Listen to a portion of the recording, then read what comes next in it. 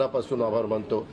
सगळेच कार्यकर्ते राबले, उमेदवार राबले, सगळे सहकारी घटक पक्षाचे, मित्र पक्षांचे सगळे आमचे सहकारी त्याच्यामध्ये स्वतःला झोकून दिलं आणि सगळ्यांनी ही निवडणूक आपली स्वतःची निवडणूक आहे असं समजून त्या ठिकाणी कामाला लागले।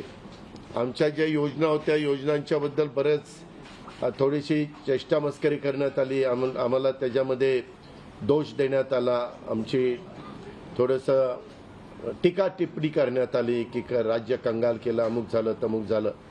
परंतु नंतर त्यांचे जाहीरनामे बाहेर आल्यानंतर आम्हाला ते दिसलं की हे काय चाललेलं आहे, कसं चाललेलं आहे, कुठलाही हिशोब न ठेवता अशा प्रकारचे जाहीरनामे बाहेर आले आणि आपण सगळ्यांनी त्या ठिकाणी पाहिलं। आम्ही मुळात काय केलं, लोकसभेच्या निवडणुकीच्या निमित्तानं आम्हाला मोठं अपयश आलं। म्हणजे महाराष्ट्रामध्ये आम्हाला तिघांनाही वाटलं नव्हतं की बाबा अशा प्रकारचं आपल्याला अपयश मिळेल, परंतु ते मिळालं, आम्ही ते मान्य केलं। त्याच्यातून आम्ही पुन्हा सावरण्याचा प्रयत्न केला। अर्थसंकल्प सादर करत असताना आम्ही सरकारमध्ये तिघांनी मिळून काही योजना जाहीर केल्या। त्या योजना इतक्या पॉप्युलर झाल्या, त्याच्यामध्ये लाडकी बहिणा म्हणजे गेम चेंजरच ती योजना झाली। अंडर करंट असा का बहिणींनी दाखवला की मी सगळे उताने पडले, सगळे आडवे झाले। एक माझं स्वतःचं स्पष्ट मत आहे, प्रत्येकाची वेगवेगळी मतं असू शकतात आणि उलट आमच्यावर आता जबाबदारी वाढलेली, कारण एवढ्या प्रचंड बहुमताने, म्हणजे मी तर जसा राजकारणात आलोय तसं 222 आणि 225 महायुतीला किंवा कुठल्याही आघाडीला महाराष्ट्रामध्ये तरी कधी असं यश मिळालेलं माझ्या तरी पाहण्यात नाही, माझ्या तरी ऐकवत नाही। कदाचित पूर्वीचा काळ वेगळा काँग्रेसचा असेल, त्यावेळेस कधी झालं असलं तर माहिती नाही, परंतु बाकीचे विरोधक नगण्य होते त्यावेळेसची गोष्ट। परंतु अलीकडच्या काळामध्ये जसं आम्हाला समजतंय तसं तर एवढं प्रचंड यश हे पहिल्यांदाच मिळालेलं यशाने आम्ही हुरळून पण जाणार नाही आणि आम्ही अतिशय जमिनीवर पाय ठेवून आता म्हणजे जसे जसे ते आकडे आम्हाला दिसत होते तसे तसे तसे फायनान्सच्या गोष्टी माझ्या डोळ्यासमोर येत होत्या।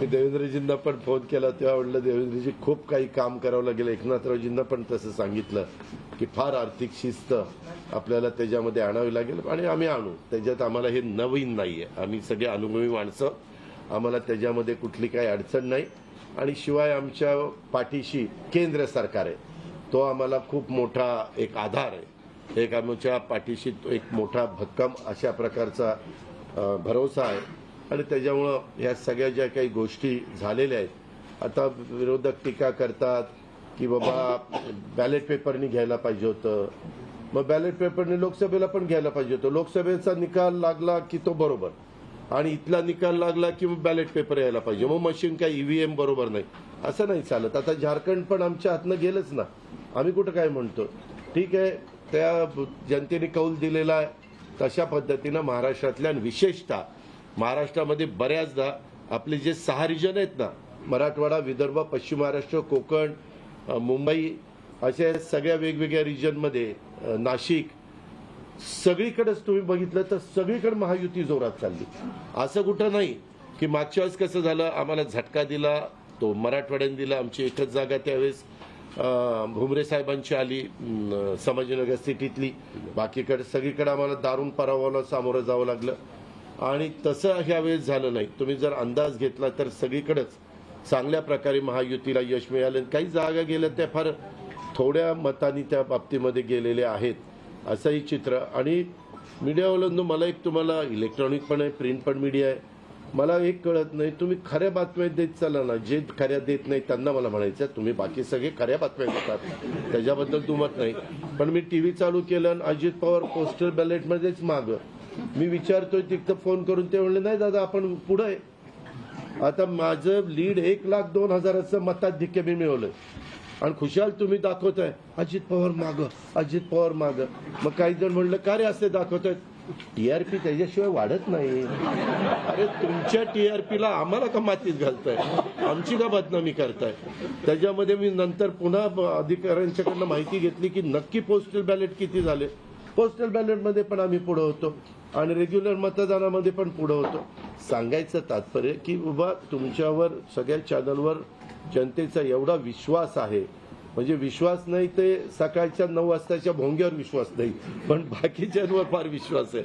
माझं एवढंच म्हणणं आहे की खऱ्या बातम्या दिल्या तर काही वाईट होणार नाही, पण खूप चांगलं यश मिळालं. अजून पण काही काउंटिंग चालू आहे, काही ठिकाणी रिकाउंटिंग मागितलेलं. ठीक आहे, तो त्यांचा प्रत्येकाचा अधिकार आहे, पण खरोखरीच सगळ्याच राज्यातली जबाबदारी महायुतीवर वाढलेली आहे आणि त्या उलट आम्हाला अधिक जास्त बारकाईनं इथून पुढे काम करावं लागणार आहे, कारण एवढं दैदिप्यमान यश ह्या सगळ्यांनी मिळून दिलेलं आहे आणि जनतेचे मानावे तेवढे आभार कमीच आहेत. म्हणजे काय आता त्यांच्याकरता, म्हणजे त्यांच्या ऋणातच आम्ही राहू इच्छितो आणि 5 वर्ष अक्षरशः अतिशय एकोप्याने ही युती शेवटपर्यंत कशा पद्धतीनं काम करेल आणि जनतेने टाकलेल्या विश्वासाला कुठल्याही परिस्थितीमध्ये तडा जाऊन दिला जाणार नाही.